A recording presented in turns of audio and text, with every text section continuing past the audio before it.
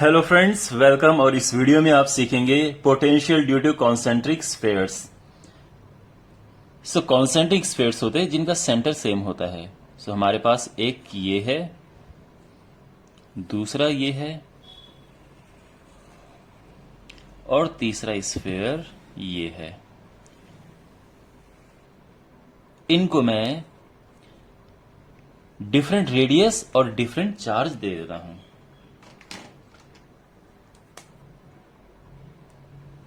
R1, R2 and R3। इसका charge है Q1, Q2 and Q3।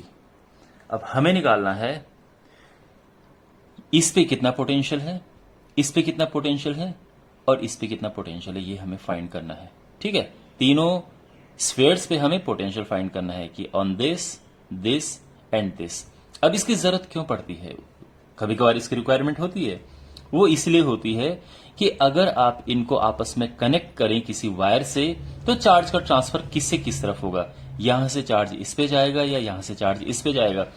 वो कैसे पता चलेगा? जब आपको यह पता चलेगा कि किस स्फेयर में कितना पोटेंशियल है, और जिसमें ज्यादा पोटेंशियल होगा वो कम पोटेंशियल की तरफ जाएगा। इसीलिए हमें इनका पोटेंशियल निकालना होता है। तो तीनों में जो तीनों स्फेयर हैं, इसको स्फेयर 1 नाम दे देते हैं, ये 2 है और ये 3 है। तो तीनों में हम पोटेंशियल फाइंड करेंगे। तो सबसे पहले ऑन स्फेयर 1,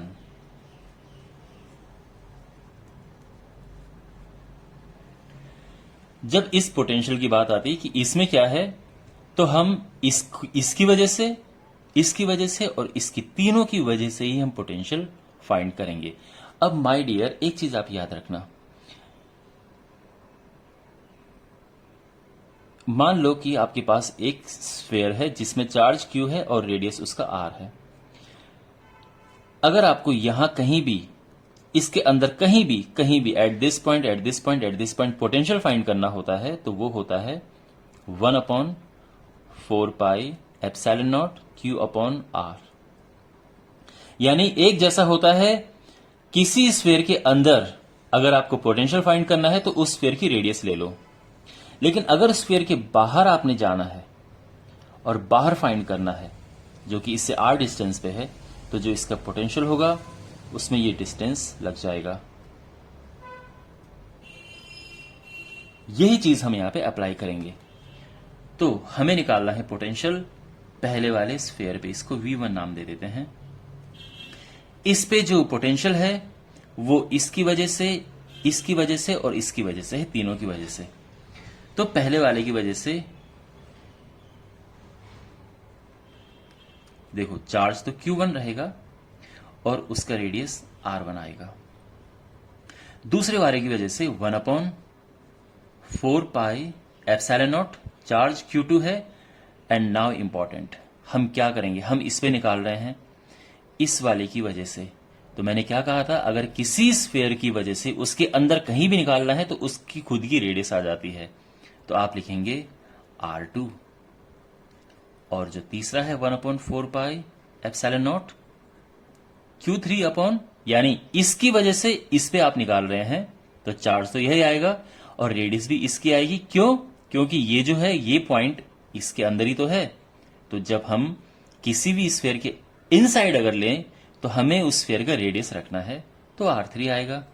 और यहां पे ये कॉमन आके 1/4πε0 Q1/R1 plus Q2/R2 plus Q3/R3। Understand? अब बात करते हैं ऑन स्फेयर 2। इस पे क्या है? तो अगेन इस पे इसकी वजह से, इसकी वजह से और इसकी वजह से, तीनों की वजह से होगा। तो क्या होगा देखिए, 1/4πε0। सबसे पहले इस वाले की वजह से देखो, Q1 अब देखो ये वाला सीन यहां पे आ रहा है। देखो हमें यहां पे निकालना है इसकी वजह से, तो इस पॉइंट से यहां की डिस्टेंस क्या है, R2 है ना?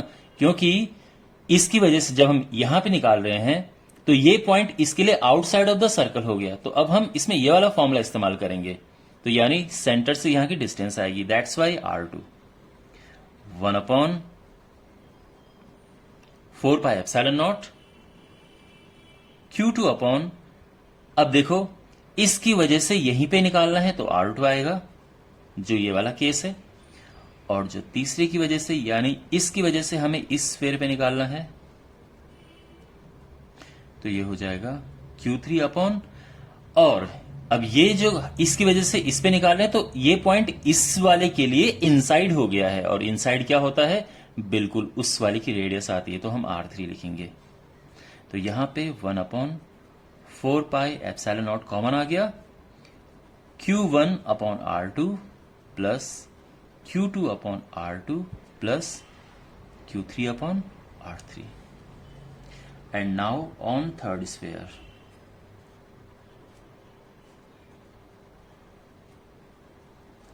यहां पे हम निकाल रहे हैं तो क्या होगा, अब देखो इस वाले पे पहले इसकी वजह से देखेंगे, फिर इसकी वजह से, और फिर इसकी वजह से। Q1, अब आप सोचिए क्या होगा, हम इस पे निकाल रहे हैं इसकी वजह से, तो ये वाला केस बन रहा है, और सेंटर से यहां की डिस्टेंस लेंगे जो कि R3 है।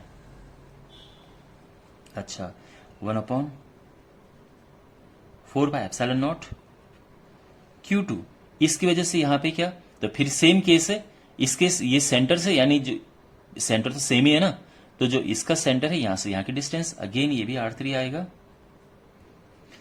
और जो तीसरा है यानी इसकी वजह से इस पे, तो R3 ही आएगा। And we can take common 1/4πε0 Q1 upon R3 plus Q2 upon R3 plus Q3 upon R3। और यहां पे एक चीज मैं आपको बताना चाहूंगा, आप देख सकते हैं यहां पे V1 सबसे ज्यादा होता है, यानी बिकॉज देखो डिनोमिनेटर इनके छोटे हैं, तो V1 सबसे ज्यादा है, उसके बाद V2 ये कम है, और सबसे कम पोटेंशियल सबसे बाहर होता है। इससे क्या होता है, देखो अगर आप यहां से इसे जोड़ेंगे तो आपको पता है हाई पोटेंशियल से लो पोटेंशियल की तरफ चार्ज फ्लो करता है, तो यहां से यहां चार्ज जाएगा। जब आप इसको इससे कनेक्ट करेंगे तो चार्ज यहां से बाहर की तरफ जाएगा, यानी बिकॉज ये ज्यादा पोटेंशियल है, ये कम पोटेंशियल है, तो ज्यादा पोटेंशियल से कम पोटेंशियल की तरफ चार्ज ज्यादा है जाता है। ओके, और ये ध्यान रखना, चाहे कुछ भी हो, जितना भी चार्ज आप दें, अगर आप उनको ज्वाइन कर दें तो वो अंदर से बाहर की तरफ जाएगा। ऑलराइट, सो आई होप आपको ये वीडियो अच्छा लगा होगा। Subscribe to the channel and I will see in the next video. Take care.